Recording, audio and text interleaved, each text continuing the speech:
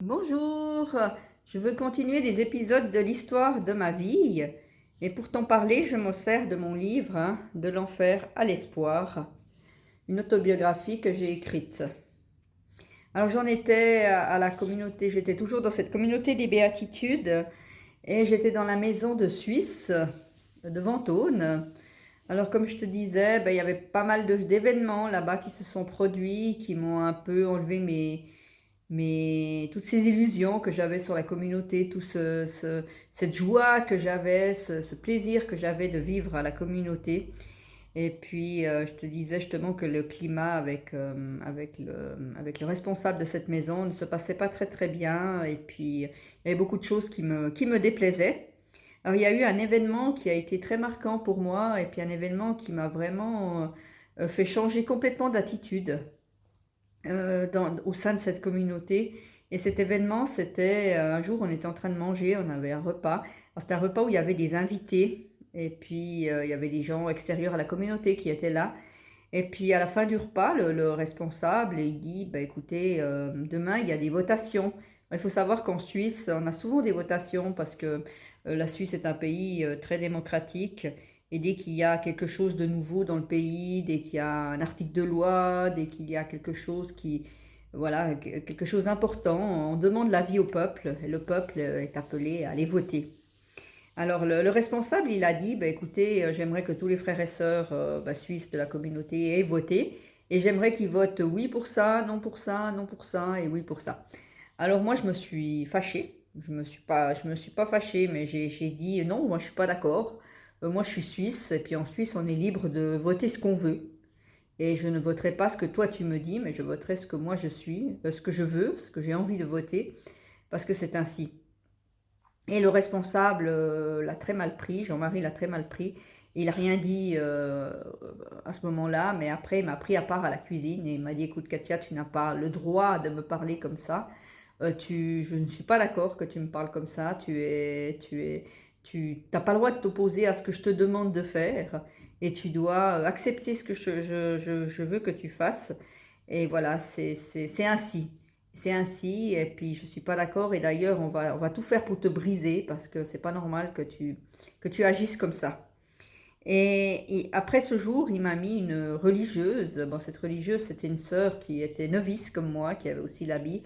C'était une dame âgée, d'un certain âge, qui était veuve, et puis qui était rentrée à la communauté dans l'idée de devenir religieuse, qui n'avait pas encore fait ses vœux définitifs. Et il l'a mis comme personne de référence ou qui devait me corriger chaque fois que je faisais une erreur. À chaque fois que je faisais quelque chose qui ne lui convenait pas ou qui lui semblait en dehors de l'esprit de la communauté, elle me le disait, elle me corrigeait, elle me disait tu dois pas faire ça, tu dois faire ça et puis tu dois pas agir comme ça. Et une chose qui m'a choquée qu'elle m'a dite aussi, c'est que voilà, elle voulait plus que je parle avec Jean-Marie de choses personnelles. Elle voulait que je sois très distante avec lui parce qu'elle avait peur que voilà qu'il ait des tentations parce que j'étais jeune, parce qu'il était jeune. Et juste savoir que Jean-Marie était prêtre, moi j'étais religieuse. Et je pensais pas du tout à ce genre de choses, mais j'ai été très choquée de voir, voilà, de voir comment les choses se déroulaient. J'étais très choquée de voir que Jean-Marie se comportait ainsi, ou s'il se comportait pas très bien, comme je te disais, avec certains frères et sœurs qui avaient des handicaps. Et puis il était constamment à se moquer d'eux, à les rabrouer, à faire des choses comme ça. Et moi je trouvais ça pas très normal. Je trouvais pas ça très normal et je lui ai dit.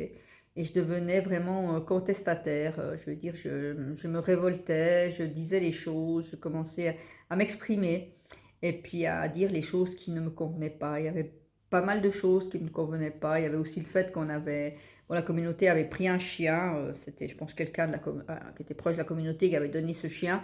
Alors Jean-Marie avait décidé de l'attacher voilà, une chaîne dans la cour et puis il restait toujours là-bas, ce chien. Et pour moi, c'était impensable comment il agissait, comment il faisait. Et puis c'était ainsi, on ne pouvait pas discuter, on ne pouvait rien, on ne pouvait pas contester quoi que ce soit. Et puis ça devenait de plus en plus tendu entre lui et moi. Et puis il y avait plein de choses comme ça. Et dans cette maison aussi, il y avait beaucoup de frères et sœurs qui vivaient dans la peur, je pense dans la peur de ce que Jean-Marie pouvait dire ou faire. Et dès qu'on faisait un faux pas, dès qu'on faisait quelque chose qui ne convenait pas, ben, ils allaient dire, ils allaient se plaindre. Et c'est vrai que c'était compliqué. Ça devenait compliqué de vivre dans une telle ambiance, ça me stressait. Et toutes les illusions que j'avais, toute la joie de vivre que j'avais avant dans la communauté, ben, tout ça a disparu très rapidement. Et tout devenait lourd, tout devenait pesant pour moi. Et le fait aussi de devoir être, comme je te disais avant, d'être deux par chambre. Il y avait très peu de temps libre aussi, on avait très peu de temps libre, voilà, où on pouvait faire ce qu'on voulait. Et toutes les illusions que j'avais eues, toutes les belles choses que j'avais eues, ben, ça a tout disparu. Et aussi, j'avais pas pensé à ce moment-là de repartir à Muriner où j'étais bien. J'ai pas pensé, c'était pas, je voyais plutôt d'aller de l'avant et pour moi, retourner à Muriner aurait été un peu une marche en arrière. Et je sais pas, je m'imaginais que les choses allaient changer, que voilà, que tout allait mieux se passer. Et puis, j'ai commencé aussi à avoir des graves problèmes de santé parce qu'on jeûnait 2 fois par semaine, pardon, on était obligé de jeûner 2 fois par semaine, le mercredi et le vendredi. Alors pour moi, ça devenait très lourd, j'avais plus envie de jeûner, je me sentais pas bien. En plus, le reste du temps, on n'avait pas vraiment des repas très nourrissants, très équilibrés. On allait chercher la nourriture dans les magasins, les invendus. La communauté n'achetait rien au magasin.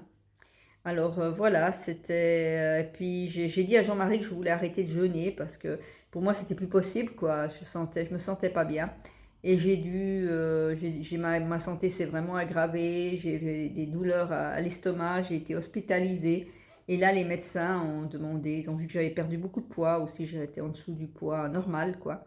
Et là les médecins ont demandé que j'arrête de jeûner. Ils m'ont fait un certificat médical et j'ai dû en arriver jusque-là pour que Jean-Marie accepte que je ne jeûne plus.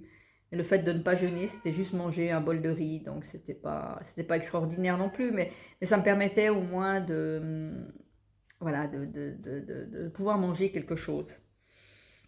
Voilà, bah écoute, je crois que je vais m'en arrêter là. À la prochaine épisode, je vais te parler de quand même, il y a eu des choses positives dans cette maison. J'ai fait des choses positives, des choses qui m'ont aidée.